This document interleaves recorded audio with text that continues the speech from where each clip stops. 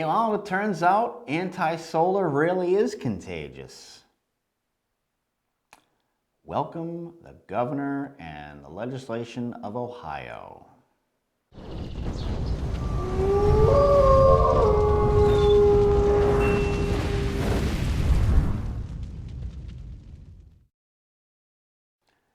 Hey everyone out there, welcome back to another episode of Uncensored Solar TV. And apparently, like I alluded to in the opening here, anti-solar is actually contagious. So yesterday we discussed about Governor Sununu basically killing renewables in New Hampshire, by his former neighboring state governor, Governor Paul LePage, who did the same thing for his 2 terms, which thankfully get turned around by a forward-thinking Governor Janet Mills. So congratulations, Ms. Mills.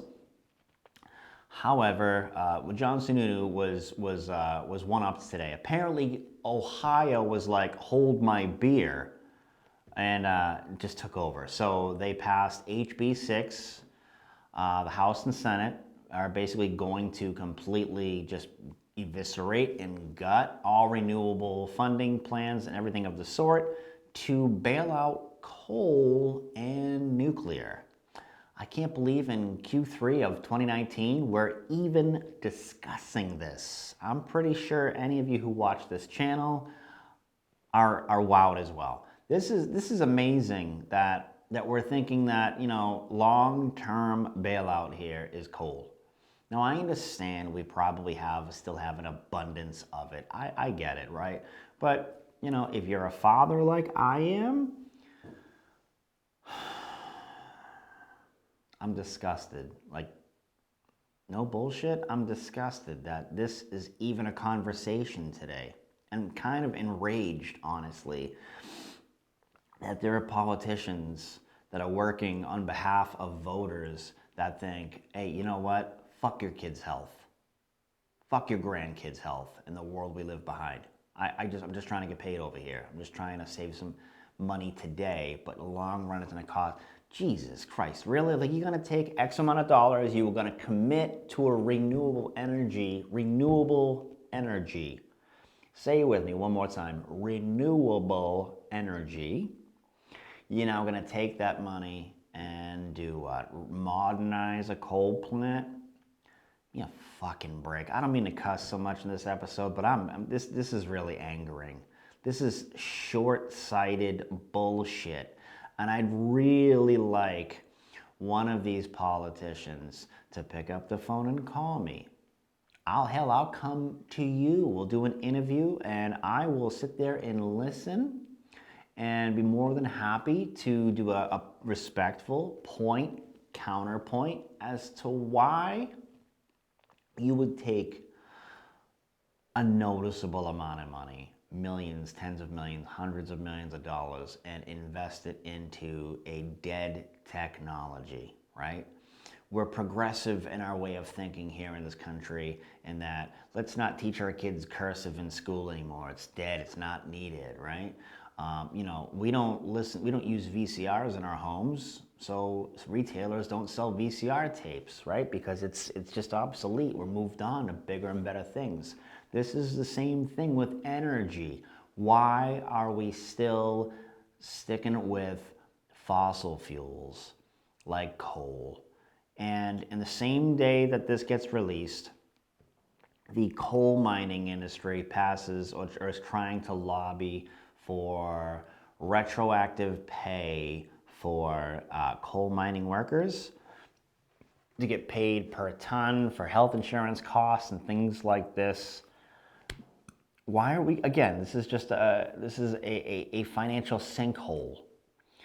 We're really gonna fund this on a technology we don't need anymore. We don't need it.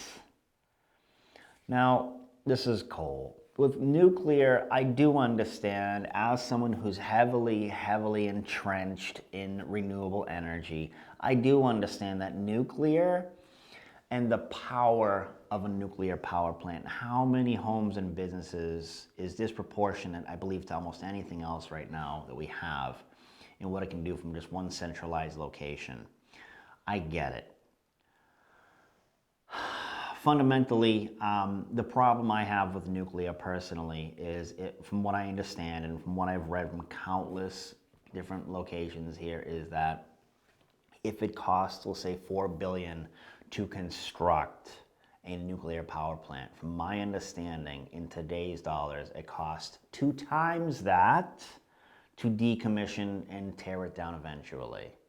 Now, if you're building one today, what will it take in 40 to 70 years to decommission and destroy that again, right? I'm guessing it's going to be a hell of a lot more than 4 billion or 8 billion or even 20 billion in 70 years to decommission and remove that. That's, again, I wouldn't call it short-term thinking. It's more like mid-term, middle-term thinking there. But I get it, but I think we can do better. I think of the amount of money that's been put aside for renewable energy, for wind and for solar. And what I'm really hoping for with all of this is that once the ITC goes away for residential and it gets completely eliminated, I think it's 20 and 28, correct me if I'm wrong here in the comments, but for a commercial, I hope that when it does go away, we're at a utility scale that is just unignorable per watt, per megawatt, right?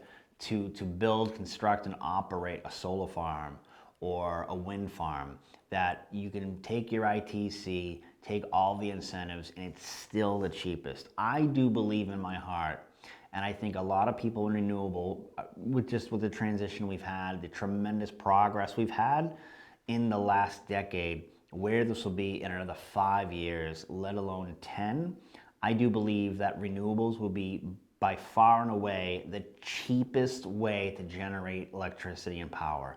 I also believe with the more efficiency, the more efficient panels, the more efficient battery storage coming along, I also believe that in another decade, energy storage coupled with renewable energy will be the only way going forward to construct and create, a more base generation of power. And as a parent, that makes me happy. That makes me seriously happy.